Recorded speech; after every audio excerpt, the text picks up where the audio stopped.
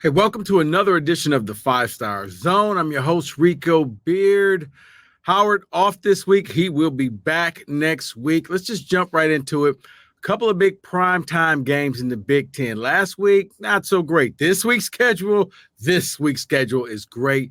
Let's start off Iowa, Penn State. Both teams coming in here ranked, but Iowa, well, they're going to be without some players. They're missing Luke Lachey, the tight end. He's done for the year.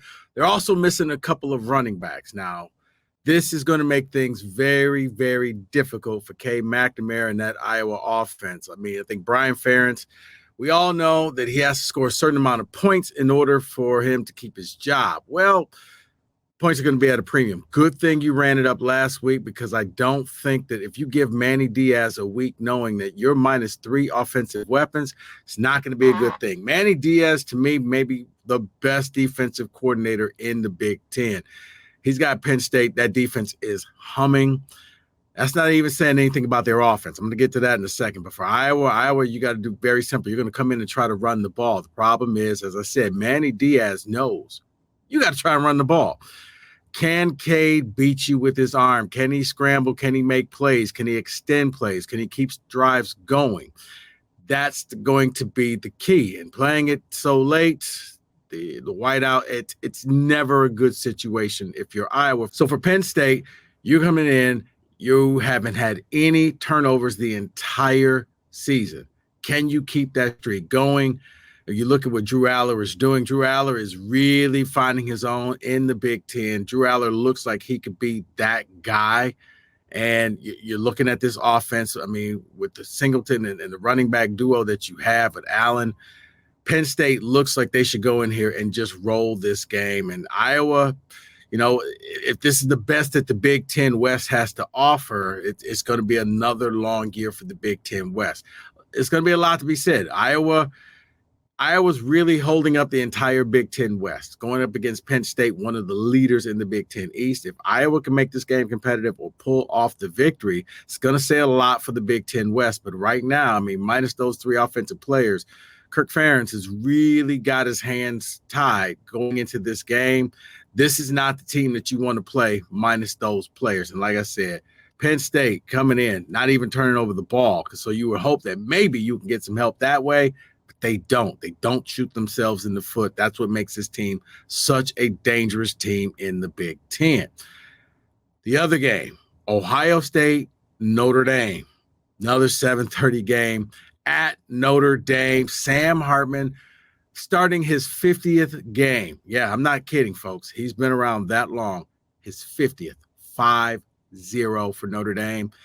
And I mean, it's basically, he has been a godsend for the Fighting Irish, no pun intended. 13 touchdowns, 0 interceptions for the year. You got Estimine coming in, running the ball. Notre Dame looks really good. Offensively, defensively, they got this thing going.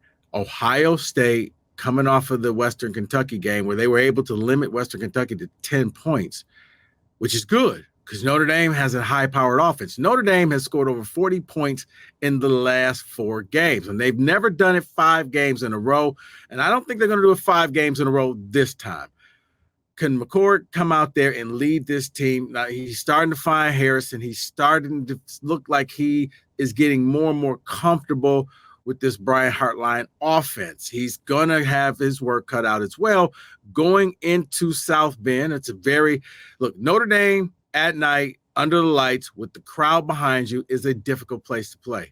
But this is Ohio State. You are the Ohio State. This is what you guys are bred for.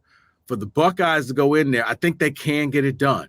But McCord's going to have to play the game of his life. You cannot play scared. You cannot fall into the crowd. You can't look around and see touchdown Jesus. You got to stay focused. You got to realize that you got 2 great dynamic NFL receivers on opposite ends. You have to battle it out, plain and simple. You can't let the crowd get to you. You got to jump out to a fast start. If not, Notre Dame's going to take you down. But I think for Ohio State, this game is even bigger, because I think the entire reputation of the Big Ten this season all hinges on this game. And you're like, well, that's a little dramatic. It's really not, because when you look at the Big Ten, Aside from, I guess, Penn State being West Virginia, who's not really that great, the Big Ten doesn't look as if they have been as dominant as they have in past years. Big Ten leader Michigan has been struggling in games. Ohio State has been struggling in games. The rest of the Big Ten does not look that great. Ohio State can really set the tone and show that the Big Ten is just as good as it's been in the past few years, because right now it looks like the Pac-12 is the belle of the ball. Even the SEC does not look the same. For the Big Ten, you need Ohio State to go in here and help recapture some of that the feelings that you have of knowing that the Big Ten is one of the best Power 5 conferences. If Ohio State goes down, I think that's going to take a hit to the Big Ten, especially because that means Notre Dame is now undefeated and they have a lot of good victories in their back pocket. And if you're the Big Ten winner would basically have to run the table if you want to get one of the seats at the 4 seats at the table for the playoffs. That's how important this game is for the Big Ten, not just Ohio State, but the Big Ten. Speaking of Michigan, Michigan has Rutgers, and it's plain and simple. JJ cannot throw the ball to the other team. JJ has to play within himself, take what you have, run the ball, control the game. And I think Jim Harbaugh being back on the sideline will help JJ in keeping Michigan on pace and going out and just kind of shrugging off last weekend's game against Bowling Green, which was an odd game. I don't think you're going to see JJ have that type of a performance 2 weeks in a row. At Michigan State, you saw they got blitzed by Washington. They have undefeated Maryland coming in, but it's a funny Maryland team because even though they're undefeated, they've been down in their last 2 games 14-0. And I think to break this game down, both teams, Michigan State and Maryland, have started each game off extremely slow.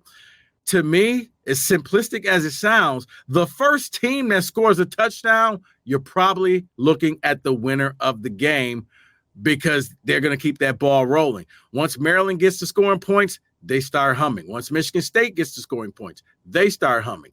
Who goes out, who scores first? Because both teams have been notorious for extremely slow starts for this season. That's it. Make sure you guys keep liking, subscribing, and reviewing the 5-Star Zone. We'll be back a little bit later on in the week.